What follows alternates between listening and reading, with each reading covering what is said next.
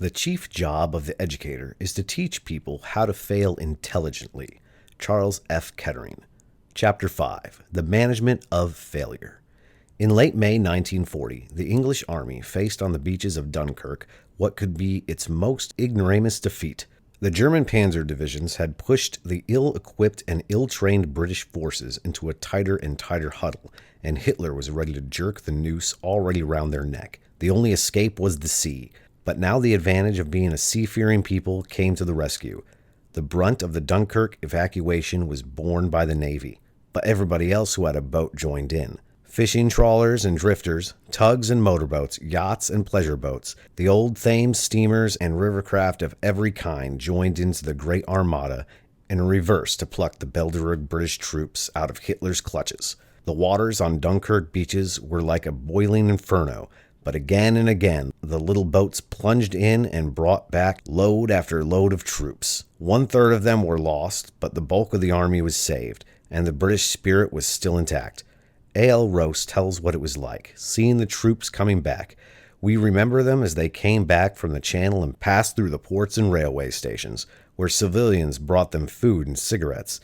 Blackened, dirty, disarmed, but not at all dismayed by their ordeal. All their equipment had been abandoned in France: artillery, machine guns, automobiles, thousands of rifles. It would take years to train and equip an army capable of re-entering Europe.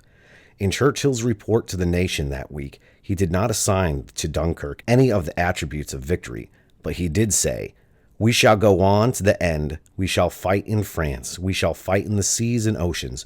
We shall defend our island, whatever the cost may be. We shall fight on the beaches. We shall fight on the landing grounds. We shall fight in the fields and in the streets. We shall never surrender."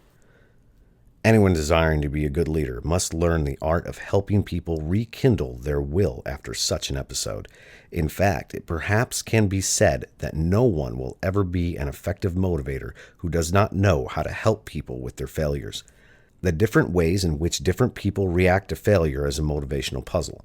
What is it that causes some to sail forth into the world with great promise and strong trajectory, then quit after only one defeat? Unable to rise from their failure, they scale down their dreams and live out their lives in resignation and cautious mediocrity. On the other hand, what causes some to be capable of endless renewal? Failure seems only to make them more determined to overcome, and when they stumble, they pick themselves up, look around to learn from their mistakes, and then go on to finish the race with distinction. If leaders can teach people how to handle failure creatively, it may be the most important contribution they can make. So rule number 4 of bringing out the best in people is this: create an environment where failure is not fatal. I talked once to a woman with vast experience in politics who had observed the great and near great. She said, "Do you know what separates achievers from the masses? I once thought it was drive, intelligence, connections, but the longer I watched people, the more I discovered that paradoxically, it is an ability to fail that makes for lasting success." The lesson was learned by a young black girl who made her debut at New York's town hall too early. She was not ready for town hall, either in experience or personal maturity, and the critics flayed at her. She went home to Philadelphia in disgrace. The members of her church had started her on her career by pooling their pennies, nickels, and dimes for what they called the Fund for Marian Anderson's Future. And after the New York debacle, she could not face her old friends or her teachers. The singer's embarrassment and depression lasted for more than a year, but Marian Anderson's mother would not give up. She continued to encourage her, to tell her that failure is only temporary, to try to convince her that she still had a gift. Then one afternoon, one of her pep talks sank in. She said, "Marian, grace must come before greatness. Why don't you think about this failure a little and pray about it a lot?" Looking back, the great vocalist, who went on to help many other singers survive the despair she felt in that first bitter defeat, said, "Whatever is in my voice, faith has put me there. Faith and my mother's words, grace must come before greatness." It is a wise mother and a wise leader who tenaciously teaches people how to learn from their mistakes and how to keep from quitting. Some business people are constantly firing employees who stumble, for they cannot brook failure. But the best managers expect their people to make mistakes, and instead of replacing staff constantly, They recognize that it is more efficient to teach people how to cope with their failures and to learn from their mistakes. In other words, they are not so much judges and disciplinarians as they are coaches and teachers, and they know that when people fall, it is one of the most important intersections of their motivational work. If they can impart perseverance and tenacity and help others learn from their errors, they will be doing them an important service and at the same time be creating a superior organization. When asked for ingredients of good management, Charles Knight, Chief Executive Officer of Emerson Electric, said boldly, "You need the ability to fail. I'm amazed the number of organizations that set up an environment to where they do not permit their people to be wrong. You cannot innovate unless you are willing to accept some mistakes." When the motivator shows how to fail by example. But how do we instill these attitudes in our group? One way is by personal example.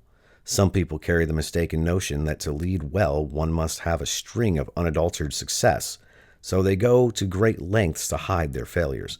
But in fact, a reputation for being a tenacious gambler, for having lost a few battles, undaunted, is probably more inspiring than anything. We must dispel our minds the idea that strong people never fail. Richard J. Needham says, "Strong people make as many as a ghastly mistakes as weak people. The difference is that strong people admit them, laugh at them, learn from them. That is how they become strong." If you want to convince your group of that, the best way is to let them see you failing. You can be very sure that the people under you are going to be watching very closely to see how you react when you stumble. If you truly pretend that it was not a failure or ignore it, or become more cynical and less of a dreamer for the failure, that lesson too will not be lost on them. Helping your people handle rejection. One of the most critical motivational contributions leaders can make in the help they offer their followers who come back from rejection. Such a situation will occur in a family when your child crawls home after losing a class election. It will occur in a marriage when your mate loses an important promotion. And it will happen when a salesperson comes into the office after a month of disappointing results. The wise leader does everything possible to provide refueling for those who have been in the front and return in battered condition.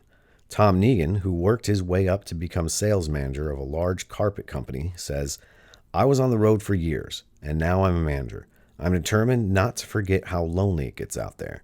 When you're in your car going from one account to another, and everyone is telling you that your prices are too high and your company stinks, and the last thing in the world you would need is to feel your manager is against you. You've got to know the company is on your side. That is a quality that is equally important in the family. Home should be a refuge where you can get your wounds bandaged and where people accept you no matter how you have stumbled on the outside. The knowledge that you have such a secure place can keep a person going for a long time in a very hostile environment. The refuge concept, like all good things, can be carried too far until an employee or child is coddled and protected from his or her failings. Then the person becomes overly defensive, blaming everything on outside forces. Dr. Robert N. McMurray, a consulting psychologist, surveyed 220 men who were able-bodied, of above-average intelligence, and seemingly well-trained, yet could not hold a job or make a success of any relationship for very long. He classified them as half-failures, and the major reason he found was that they could not face up to any kind of shortcoming. In childhood, they had been protected from the consequences of their own mistakes by indulgent parents. When they failed in school, their teacher was blamed. When they couldn't get along at work, it was office politics. This is what Thomas Carlyle called the greatest of all faults, to be conscious of none. How to correct errors without defeating enthusiasm. What then is the balance between keeping high standards and nurturing followers when they do not meet those standards? Parents and managers have the identical problem: how to expect high performance and still tolerate failure. The fatal mistake made by some is to lash out so harshly at young people for some failure that they scale down their aspirations and no longer strive for high goals. It was Seneca who said, "If thou art a man, admire those who attempt great things, even though they fail." And Theodore Roosevelt said, "The only man who never makes a mistake is the man who never does anything." We should probably reprimand our group if they are not having a few flops. For if they're not failing now and again, it's a sign they're playing it safe. Failure never hurt anybody, Jack Lemmon once said. It's the fear of failure that kills you, that kills artists. You've got to go down that alley and take those chances. Effective motivators keep a bag of tricks within them and use whatever devices are necessary to help their followers stare down failure, learn from their mistakes, and go on with perseverance. At times, you yell them on and persuade them to run one more lap when they're conceived they can't take another step. At other times, you push them back on the horse that has thrown them before fear has time to take over. In some cases, you rearrange duties so that their string of failures can't be interrupted and they can have some small successes. In other words, the motivator knows that fear of failure can destroy a dreamer with fine prospects, and that most important lesson they can learn is that failures are only the whetstones of life. Imagine, for instance, how easy it would have been for this young man to have bowed his head and given up. He failed in business in 31. He was defeated for legislature in 32. He was elected to the legislature in 34. His sweetheart died in 35. He had a nervous breakdown in 36. He was defeated for speaker in 38. He was defeated for elector in 40. He was defeated for Congress in 43. He was elected to Congress in 46. Defeated for Congress in 48. Defeated for Senate in 50. Defeated for vice president in 56. And for Senate in 58. But fortunately, he was elected president in 1860. His name was Abraham Lincoln. Where did Lincoln learn such tenacity and such an ability to go undeterred by failure? Much of the time from within, of course, that character which Sandburg called a combination of velvet and steel. But he also persevered because some people believed him, encouraged him when he despaired, taught him that failure was not permanent, and pushed him on. Perhaps there were other Lincolns born on the western frontier in that century, but for the want of such teachers and friends, they now lie in obscure graves.